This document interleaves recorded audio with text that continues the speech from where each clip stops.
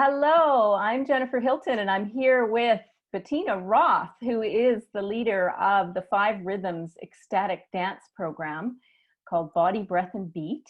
And it's upcoming at the Haven. And I am just so thrilled to be able to talk to you today, Bettina, about your program and give people a little bit of flavor of who you are and see if people would like to join you, because I had the chance to join you in your program, I think it was a summer or two ago, and got so much out of the program. So I'll say a little bit more, but first say hello. Thank you so much, Jennifer. It's such a pleasure to be here with you this morning, and I very much appreciate the opportunity to talk about Body, Breath, and Beat, which is a program that really excites me. It's been a lifelong journey for me to find embodiment and joy of being in this temple, in this vessel. And it's been my mission to pass on some of the tools that have really helped me to others. And where did you start your whole exploration into this embodiment practice? Well, I grew up in West Berlin in Germany and was a student of psychology and very much interested in transpersonal psychology and really anything that would elevate ecstatic states. I was really addicted to the Berlin house scene. I say addicted because, it was a craving of those states of ecstasy and the shared experience of rhythm in that I found in the Berlin nightclubs. And so my quest led me to Esalen Institute in California, which is a beautiful place where Eastern and Western traditions came together. And Gabrielle Roth, the founder of the 5 Rhythms, began her work there in the 60s. So I didn't show up there until the 90s, but the beauty of it was that, the culture of the 5 Rhythms was already very much a part of Esalen. And I was very fortunate to study with Gabrielle pretty much until she died in 2012. So I became a student of the practice. And in that following of her work in many other somatic pioneers, I moved to North America and have been living in Canada for 19 years. Wow, well, that is a rich history, and certainly Esalen is a sister institute to us, so we have lots of affiliation, and it's so great that you actually have the opportunity to be mentored by Gabrielle Roth. And I'm curious, is your last name Roth? Is it the same? Are you related to Gabrielle? It is the same. I have an E in the end, and there was always a bit of a joke that her and I shared because people often thought that I was her daughter, and she always said, I much prefer you say I'm your sister. But what we have definitely had is no blood relations, and I would say it was a very strong spirit relations. And in some ways, I think she was a bit of a spirit mother and a lighthouse for me on my own path, because I was definitely on a big healing journey. And when I met her, it was that knowing. It's like, oh yeah, this woman sees me, and it scared the shit out of me. Between you and I was like, oh my God, this is what it's like when someone sees beyond the masks and really taps into what I would call soul. And so that initial seeing or being seen was so impactful for me, and it created a deep longing just to reveal myself in ways that I hadn't in my very, I would say, academic and safe life that I lived in Germany. So following her was a journey, let me tell you, of de-armoring and coming alive and shedding. And I've never had the intention to become a 5 Rhythms movement teacher. It was definitely a calling. And she saw that in me right away and invited me on the path of becoming a teaching. We often don't say a teacher because there's no such thing as a method, but we inspire through our own embodiment and the language of rhythm that we share with the people who come to study with us. And it's really a building of community that we do wherever we go, because the dance brings people together in ways that goes beyond religion, culture, language, profession, social class, and creates a container for discovery that when I met Gabrielle, it was like, oh my God, I've been wanting this. I didn't know I needed this so badly. I grew up in West Berlin, right beside the Berlin Wall. And it was very much, these people are your friends, these people are your allies, these people are your enemies. And I recognized like all this separation, segregation in my head was not who I am and who I was. And so finding the dance and the way of coming together was a way also for me to find a different aspect of myself. And the environments that I create are based on an inclusiveness that is tangible. You know, people walk in and they go, oh, I feel I can be my whole self here. So it's really, you know, the dance is a way of bringing people together. But I think the real magic happens in between the humans that gather. I would say I would agree with that, having experienced both your classes here in Vancouver, as well as the retreat at the Haven. I remember, well, when I first started dancing, and it wasn't always 5 Rhythms, but I spent a lot of time up here in this part of my world and really didn't know what was sort of below my neck. And so didn't really have a full sense of myself. And a lot of what you've just said, things like soul connection and community connection and being seen by others and embodiment. I mean, all those things were elusive to me. And I think after your retreat, and certainly some, for me anyway, some previous dance experience, I felt so grounded and so connected to myself, to other people that were also dancing. I mean, there's nothing like it, actually dancing with and moving bodies with a group of people. And with your facilitation and the music. Oh, tell me a little bit about how you actually choose your music. Well, I've always been really influenced by music and rhythm, and found very early that movement, and I often say movement instead of dance, because so many of us have a perception that we're not dancers. And, you know, I didn't consider myself a dancer. As a matter of fact, I got kicked out of ballet at age 12 because I wasn't the cookie cutter dancer. You know, I was not graceful. My mother, much to my mother's despair. So I always say it's movement, and anybody who is in a body can move, because we work with people with disabilities, you know, elders, with children. So I just want to liberate anybody who's watching this of this notion that 5 Rhythms is this choreographed, beautiful, ecstatic dance. Yes, we have moments like that, but the philosophy here really is that anything has movement, anything has breath, and anything can be expressed through the vessel of the body. So it is a translation of the formless into form. And, you know, even heartbrokenness has a dance, depression has a dance, the injured tight shoulder, the frozen shoulder has a dance. And so the music that I choose really speaks to bringing ourselves into rhythm.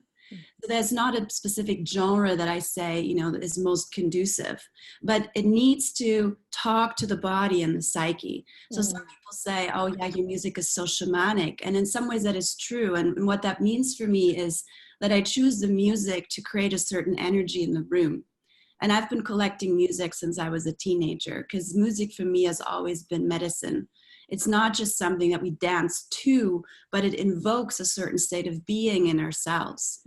And when I DJ in a room, I DJ live, which means that I see what is needed. You know, if I see a whole bunch of people and no one's moving their upper body, well, I'm going to find something in my library that is going to help to feel this part of our bodies, right? Yes. Just say, you can move your head to the rhythm. And everybody can do that, even if your movement is here. Everybody can do that. And so the way of coming together, you know, and I love what you said about embodiment, is really bringing attention back into the body and recognizing that we are rhythm. We're not separate from it, but it's up to us to tap into it. And the rhythm heals, movement heals. Yes, I would agree with that. And life really is, and this is something at the Haven that we talk a lot about, life is movement.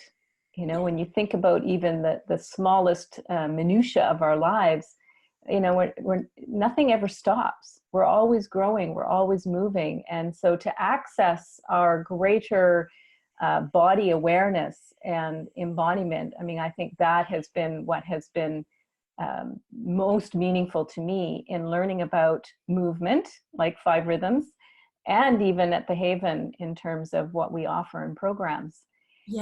And so I think you've spoken a lot about, you know, people who this workshop might be for, but is there anything else that you might want to share in terms of if somebody was thinking about this program and wasn't quite sure because, ooh, like you say, dance, and now Yeah. we've clarified it, but is there anything that you might think of that, if anyone was on the fence with coming to Right. the program? Well, I just want to say that, our personality, I don't like the word ego so much. I use the word personality, is very patterned, right? We move in very predictable ways. And resistance is just one of those patterns that shows up, right? Or insecurity or doubt. And I just want to say to anybody who's on the fence, if you feel called to exploring even those patterns that might keep you stuck or might keep you moving in certain ways, this is a great program, because we're actually going to start right there, in those ways where we're habituated, we're conditioned. And the dance really creates that open invitation.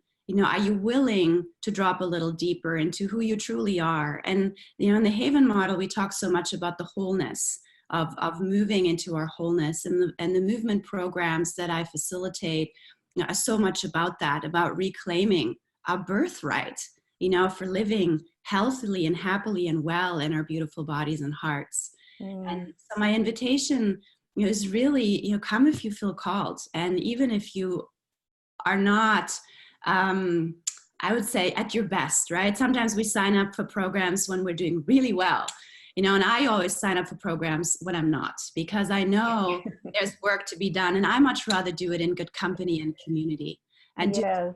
land and coming to the Haven, and that's what I appreciate about the Haven specifically, is that the whole environment supports a process that we go through. It supports the transformation, like from the staff to the land to the facilities. And the retreat environment allows us, to go a little deeper than we would maybe in a class or in a city workshop, because we don't have to put ourselves back together at the end of the day. Yes. We remain in that inquiry of what else is there? Who else am I? And every single time I set foot on the dance floor, and I hope, to deepen a little bit, to open a little bit. And we talked a lot about embodiment, and it's a bit of a buzzword right now, which excites me. A few years ago, nobody knew what I was even talking about. Yes, that's right. It is a spiritual practice. Right? It is a spiritual practice. The awakening is happening inside our own bodies. And so if we look at a workshop like this or a class, as an opportunity to do spiritual practice, everything is welcome. And we study ourselves and go, oh, here's resistance again, or here's insecurity, or here's I don't matter. And we investigate those places, and then we expand and go beyond them. Oh, there's so much in what you've said. And I picked up on the word spiritual. And when you say that, what does that mean to you when you say the word? I think I want to answer that with where the work originated from, because Gabrielle Roth's quest was to bring spirit and body back together. She explored, while working at Esalen, working with hundreds and thousands of dancers, that is probably one of the biggest wounds in our Western culture, is that we separate spirit, God, the divine essence, whatever you want to call it, from our embodiment, from our body. Right. And, we go to church and we pray out here, and then we come back and we suppress and we deny the physical. And so what she has done, and you see me making big movements here, but it's really in that reweaving of spirit and body that I have found tremendous healing. And I think when you do that, it incorporates also the breath, which is again another fundamental foundation of what we teach at the Haven, is how to access your breath in order to become more embodied. So breath is spirit, and body is spirit, and even our minds can be part of our spirit too. So back to the wholeness piece, and what the movement and the body beat and body, breath, and beat. I mean, that's the name of your workshop. So that's the name of the program, and you're right, they're all interwoven. They're all interwoven. When we hold back our breath, we hold back our life force, and with that we hold back spirit. And unless we're willing to really bring that in, we lack in our vitality, and we lack in our way to really inhabit these beautiful temples. And, the invitation is really, for me, when people come, can I, as a facilitator, model and embody someone who actually lives in her own house. And I'm not embodied every day, believe me. You know, there are moments when life just whacks me where I'm having a really hard time. You know, I go through what I would call a triggered or stress response. Yeah. And it takes practices and tools to actually come back in here. Mm.